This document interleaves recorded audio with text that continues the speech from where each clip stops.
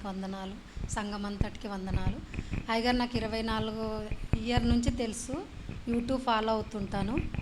కానీ నేనేమో ఎప్పుడు కూడా ప్రేయర్ రిక్వెస్ట్లు అవి పెట్టానండి. మామూలుగా అందరికి వందనాలు, అమ్మగారికి, అయ్యగారికి, ఫ్యామిలీకి, కూడి వచ్చిన సంఘం అంతటికి వందనాలని పెడుతుంటాను. చూడండి, అంతకని నేను ఎక్కువ అడగను, ఎందుకంటే అయ్యగారు అడగొద్దు అట్లా అనేసి చెప్తున్నారు. కానీ మేము పుట్టు క్రైస్తవులమండి, సిఎస్ఐ బ్యాక్గ్రౌండ్ మాదంతా. నా పేరు విజయరాణి. మా సార్ సెంట్రల్ గవర్నమెంట్లో జాబ్ చేశారు, ఎలక్ట్రికల్ డిపార్ట్మెంట్లో రిటైర్డ్ అయిపోయారు. తర్వాత నాకు ముగ్గురు అమ్మాయిలు అయితే ముగ్గురు అమ్మాయిలకి మ్యారేజ్ అయిపోయింది. పెద్ద అమ్మాయి మాటలు రావు, మూగ అమ్మాయి, కానీ ఆమెకి కుమారుడు, ఆమెకు ఒక కుమారుడు. నేను ప్రార్థన చేశాను ఏంటంటే, నాకు చిన్నప్పటి నుంచి అయ్యగారు చెప్తున్నారు కదా ఇప్పుడు పేపర్ మీద రాసుకోవాలని, నేను కూడా ఎక్కడో విని ఎప్పుడు చూడు పేపర్ మీద రాసుకొని నేను ప్రార్థన చేసుకునేదాన్ని. ఏది రాసుకున్నానో అది పొందుకునేదాన్ని నేను. మా నాన్న ఒకటే చెప్పేవాడు, అమ్మ ప్రార్థన చేయి, అమ్మ ప్రార్థన చేయి అని చెప్పేటోళ్ళు మా నాన్నగారు. అదొకటి నేర్పించారు, మాకు ప్రార్థన నేర్పించారు. అంటే ప్రతి విషయంలో కూడా ప్రార్థన చేసేదాన్ని. కానీ నాకు కుమారుని అడగాల, కుమార్తెను అడగాల అని తెలియదు నాకు. అయితే నేను మామూలుగా ముగ్గురు అమ్మాయిలు పుట్టారు, సరే సంతోషం, మా వారు కూడా హ్యాపీగా ఉన్నారు, మేమిద్దరం హ్యాపీగానే ఉన్నాం. కానీ నా పిల్లలకి పెళ్ళిళ్ళైన తర్వాత నేను అనుకున్నా, వాళ్ళ అమ్మ సాలు వచ్చిందని ఎవరు అనొద్దు నా బిడ్డల్ని. అప్పుడు అడిగాను నేను, ప్రభువా నా బిడ్డలకి, అందులో నా పెద్ద కూతురికి మాటలు రావు కదా, సొంత తమ్ముడికి ఇచ్చి పెళ్లి చేశాం. అయితే నేను ఒకటే అనుకున్నా, ఇప్పుడు సొంత మేనరికంకి ఇస్తే మళ్ళీ అమ్మాయికి మాటలు అసలే రావు, మరి ఎట్లా అనేసి ప్రార్థన చేసుకున్నాను నేను. సంఘం అంతటితో ప్రార్థన, నేను సిఎస్ఐలో సెక్రటరీగాను ట్రెజరర్గా కూడా పనిచేశానండి. తర్వాత నేను అందరితో ప్రార్థన గురించి అందరూ ఏకీభవించి ప్రార్థన చేసేవాళ్ళం. బాబు పుట్టాలి అనేసి, అమ్మాయి అయితే పుట్టొద్దు అనేసి. అంటే అమ్మాయి డెలివరీ అయింది, గుడ్ ఫ్రైడే రోజు పుట్టాడండి నా పెద్ద మనవడు. తర్వాత మళ్ళీ రెండో అమ్మాయికి కూడా అలాగే, ఆమెకు అంతే ప్రార్థన చేశాం, మనవడే కావాలి, మనవరాలు వద్దు. అంటే అమ్మాయిలు అంటే ఇష్టం కాదు నాకు, ముగ్గురు అమ్మాయిలు ఉన్నారు కాబట్టి నా పిల్లలకి అలా ఉండొద్దు అనేసి అలా. మూడో అమ్మాయికి కూడా మళ్ళీ బాబే పుట్టాడండి. దేవుడు ముగ్గురికి కొడుకులనే ఇచ్చాడు. నా పెద్ద మనవడు బీటెక్ సెకండ్ ఇయర్ చేస్తున్నాడు, రెండో బాబు ఇంటర్ అయిపోయింది, మూడో బాబు చిన్నోడు అనమాట వాడు. నేను అందరికీ కూడా అయ్యగారు చెప్పినట్లనే థ్యాంక్ యూ జీసస్, ఏది వచ్చినా థ్యాంక్ యూ జీసస్ అనే చెప్తా. మేము హైదరాబాద్లో ఉంటామండి. అమ్మగారులో నాగారంలో మీటింగ్కి వద్దామనుకున్నా కుదరలేదు, ఈసేల్లో పెట్టారు, సికింద్రాబాద్లో పెట్టారు, అక్కడ కంటిన్యూ అవుతుంది. ఇక్కడ మా రెండో అమ్మాయి ఉంటుంది, రైల్వేలో చేస్తాడు మా అల్లుడు. అయితే వాళ్ళకి ఫస్ట్ మీరు ఇక్కడ ఆల్ నైట్ పెట్టినప్పుడు వాళ్ళు వచ్చారు. అప్పటి నుంచి నేను ఈసారి ఇక్కడికి వచ్చాను, సరే ఎలాగైనా వెళ్ళాలి ఈసారి మనము అనేసి నేను సాక్ష్యం చెప్పడానికని ఇక్కడికి వచ్చానండి. తర్వాత ఏమైందంటే మళ్ళీ మేము హైదరాబాద్కి, మా వారు రిటైర్డ్ అయిపోయిన తర్వాత హైదరాబాద్కి వచ్చాము. హైదరాబాద్కి వచ్చిన తర్వాత ఒక ఇల్లు కొనాలనేసి మేము అనుకున్నాము. ఒక 20 lakhs మేము తెలియకుండా వేరే వాళ్ళకి ఇచ్చేసాం. అదే వాడికి ఇచ్చేసాం, బిల్డర్కి ఇచ్చేసాం. ఇచ్చిన తర్వాత ఆయన దాంట్లో చూస్తే లింకు డాక్యుమెంట్ లేదు. కానీ మేము ఎవరిని అడగలేదు అసలు ఇవ్వాలని, మా పిల్లలకు కూడా చెప్పలే. ఊకే ప్రార్థన చేసుకున్నాం, ఇద్దరం వెళ్ళి 20 లక్షలు చేతుల్లో పెట్టేసి వచ్చేసాం. ఆ తర్వాత బ్యాంకు లోన్ కని వెళ్తే ఆయన అన్నాడు, మీరు చదువుకున్నారు ఇద్దరు అంటే, చదివామండి, మా ఆయన ఎలక్ట్రికల్ ఇంజనీరు, నేను ఎంఏ బీఈడి చేశాను, బుద్ధి ఉందా మీకు అసలు, ఇందులో లింకు డాక్యుమెంట్ లేదని చెప్పారు బ్యాంక్ మేనేజర్గా. అప్పుడు ఏం చేయాలో అర్థం కావట్లేదు. వాడిని వెళ్ళి అడిగితే వాడు ఇవ్వను అంటున్నాడు. వాడేసుకున్నా నేను డబ్బులు తర్వాతకి ఇస్తా, నాకు సేల్ అయిన తర్వాత ఇస్తా, అది ఇదని చెప్తున్నాడు. ఇక ఒకటే ప్రార్థనలే, పేపర్ మీద రాయడం, ఆయన కోసం ప్రార్థన చేయడం, వాళ్ళ ఫ్యామిలీ కోసం ప్రార్థన చేస్తున్నా. మాకు ఎన్ఎఫ్సి ఎంప్లాయీస్ అందరూ అన్నారు, మనం యూనియన్ వాళ్ళ ద్వారా వెళ్ళి గొడవ చేద్దాం, పోలీసులకు చెప్దాం, అది ఇది అని అన్నారు. నేను అన్నాను, వద్దు, మనం అట్లా రౌడీజం చేయొద్దు, దేవుడు మనకి ఎన్నో అద్భుతాలు చేశాడు కాబట్టి ఇది కూడా చేస్తాడు కంపల్సరిగా అని చెప్పేసి ప్రార్థనే పేపర్ మీద రాసుకోవడం, ప్రతి నెల ప్రార్థన చేయడం. ఇంకా 10 నెలల తర్వాత దేవుడు ఆయన మళ్ళీ ఇంకొక ఫాస్ట్ బ్రదర్ ఉన్నారు, ఆయన ముస్లిం అతడు, దేవుడిని నమ్ముకున్నాడు. అక్కడ నువ్వు ఒక మాట చెప్పక్క, ఆయన మళ్ళీ దేవుడిని నమ్ముకున్నా కూడా ఏంగా ప్రార్థన అంటున్నావు అక్క, ఒకసారి ఒక 50,000 అంత మనకి కాదనుకుంటే మనం రౌడీలతో పెట్టి కొట్టిద్దాం, ఆయన ఇచ్చేస్తాడు డబ్బులు అనేసి అన్నాడు. అంటే వద్దు, మనం దేవుని బిడ్డలం అట్లా చేయొద్దు అన్న. ఇంకా అలా వాళ్ళు మనసు మార్చి మా 20 లక్షలకి ఇంకో 4 లక్షలు కల్పించాడు. నేను అన్నాను, మాకు అసలు వడ్డీ వద్దు, ఏమొద్దు, మా డబ్బులు మాకు ఇస్తే చాలు అనేసి అనుకున్నాం.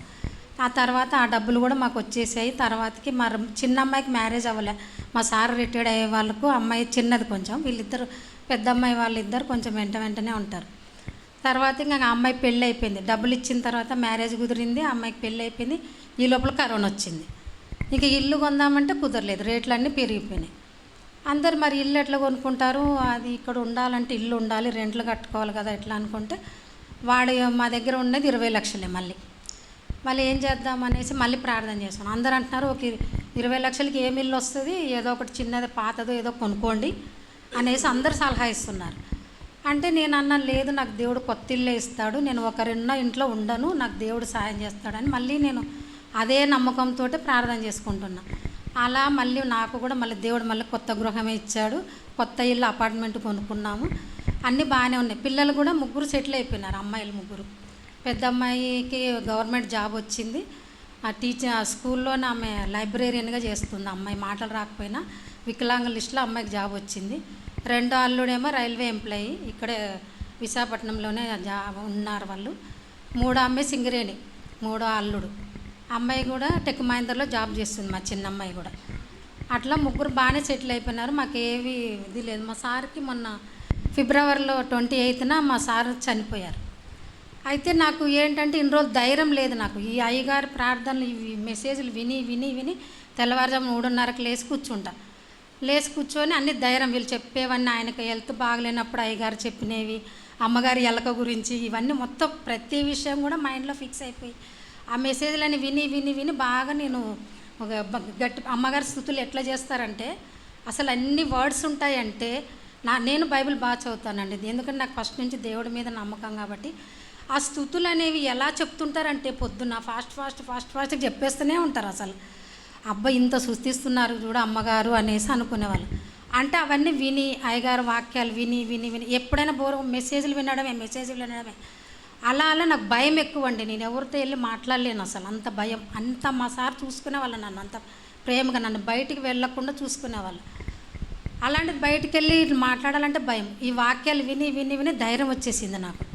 అంటే నా భర్త చనిపోయి నేను పెద్ద అమ్మాయికి ట్రాన్స్ఫర్ అయిందని చెప్పి ఆమెకి ఇల్లు మారుద్దామని నేను ఊరు వెళ్ళా. ఈ లోపల మా సార్ ఇక్కడ బాగానే హెల్దీగానే ఉన్నారు, స్నానానికని వెళ్ళారు, మాతో వీడియో కాల్ మాట్లాడి వెళ్ళి స్నానానికి వెళ్ళి అక్కడ కింద పడ్డారు, అట్లనే ప్రాణం పోయింది దానికి.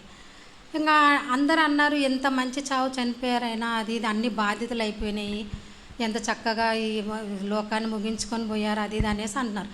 నాకేంటంటే ధైర్యం, వాక్యాలతోటి విన్ని ఉన్నా కదా, అంత పిరికిదాన్ని నేను, ధైర్యం వచ్చేసింది నాకు.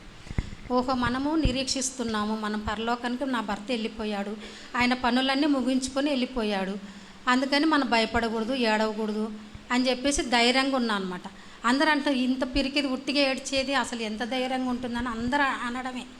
కానీ నాకు అయ్యగారు వాక్యాల వల్లనే అయ్యగారు నేను మాత్రం అంత ధైర్యంగా ఉండగలిగాను, అవి భయపడలేదన్నమాట. ఇంక మా తమ్ముడు, నా తర్వాత తమ్ముడు బైబిల్ మిషన్ ఫాస్టర్ ఆయన కూడా ఒకటే అన్నాడు, హిందువుల్లో నాకు వచ్చి మా బంధువులు ఉంటారు కదా దేవుని నమ్మని వాళ్ళు, వచ్చి ఈమెకి అన్నీ తీయాలి, పూలు తీయాలి, గాజులు అవన్నీ పెట్టాలి, అది ఇది అనేసి అన్నారు. తమ్ముడు ఒకటే అన్నాడు, మనము ఆ రూట్లో నుంచి యువతలకు వచ్చేసాము, మళ్ళీ మనం అక్కడికి వెళ్ళకూడదు, మనం మాదిరిగా జీవిస్తేనే మనం నిజంగా క్రైస్తవులం అనేది తెలుస్తుంది, దేవుని నమ్ముకున్న బిడ్డలమని తెలియాలంటే మీరు అవన్నీ మా అక్కకి ఏం చేయకండి, మీరు ఎలా వచ్చారో అలా వచ్చి వెళ్ళిపోండి అనేసి అన్నారండి. ఇంక అప్పుడు ఎవరు నన్ను ఇవి తీయండి అవి తీయండి ఏమనలేండి, నార్మల్గానే ఉన్నాను నేను. ఇంకా అంటే మనకి తెలియనప్పుడు అవి చెయ్యాలి, తెలిసినప్పుడు మనం వాళ్ళకి చెప్పాలి. మరి అప్పుడు వాళ్ళు చెప్పినట్లు లోకం అట్లనే పోతుందిలే, మనం కూడా ఇట్లనే చేద్దామని మనం వాళ్ళని ఎంకరేజ్ చేయకూడదు అని మా తమ్ముడు అలా చెప్పేశారు. ఇంకా అలా ధైర్యంగా ఉన్నానండి ఇప్పటి వరకు అయితే. పిల్లలు కూడా నేను అసలు మా అమ్మ ఎట్లా ఉంటుందో ధైర్యంగా, నాకు కొంచెం బీపీ ఎక్కువ ఉండేదండి, హై బీపీ, అయినా సరే నేను హాస్పిటల్కి వెళ్ళాను, ఎక్కడికి వెళ్ళాను. నాకు దేవుడు అయ్యగారు ఏమంటారు, మనకి రోగం రాకుండా ప్రార్థన చేసుకోవాలి కానీ రోగం వచ్చిన తర్వాత ప్రార్థన చేసుకోవడం కాదు అనేది నేను ఎప్పటికీ నమ్ముతాను. మాకు మళ్ళీ హాస్పిటల్లో లక్షలైనా కూడా ఫ్రీగా చూస్తారు మాకు, సెంట్రల్ గవర్నమెంట్ హాస్పిటల్. అయినా సరే నా నమ్మకం ఏంటంటే నేను చనిపోయేంత వరకు నేను ఇలానే ఉండాలి. మరి ఆ మోషేకి వాళ్ళకి వాగ్దానం ఇచ్చిన దేవుడు నన్ను ఎందుకు కాపాడడు, నేను వెళ్ళకూడదు. మా పిల్లలు అంటారు అట్లా కాదమ్మా చూపించుకోవాలి అది ఇదని మాట్లాడతారు. నేను వెళ్ళను, నేను బాగానే ఉన్నాను, నేను ఎప్పటికేం అవ్వలేదు కదా అనేసి అట్లా దేవుడి మీద నమ్మకంతోనే ఉంటాను అనమాట. అట్లా అవి వీళ్ళు చెప్తుంటే సాక్ష్యాలు, అమ్మగారు అయ్యగారు మేము కూడా అవన్నీ దాటేసి వచ్చాము, మేము కూడా ఇలాగే ఉన్నాం కదా అప్పట్లోనా అనేసి అనుకుంటాం అంతే. మీరు చెప్పే మా వాక్యాల వల్లే మేము ఇంకా బాగా స్థిరపడాలి, ఇంకా ధైర్యంగా ఉండాలని కోరుకుంటాను. అది పెద్ద సాక్ష్యమే కానీ నాకు చేసిన దేవుడు మీకు కూడా చేస్తాడు చేయగలడు అని నేను సాక్ష్యం చెప్తున్నా. హల్లెలూయా. ఇవన్నీ మీకు చెప్పాలని చెప్తున్నా, ఏమనుకోకండి. పెద్ద సాక్ష్యము, ఈ సాక్ష్యము అదే దేవుడు దీవించింది కాక. ఆమేన్ ఆమేన్.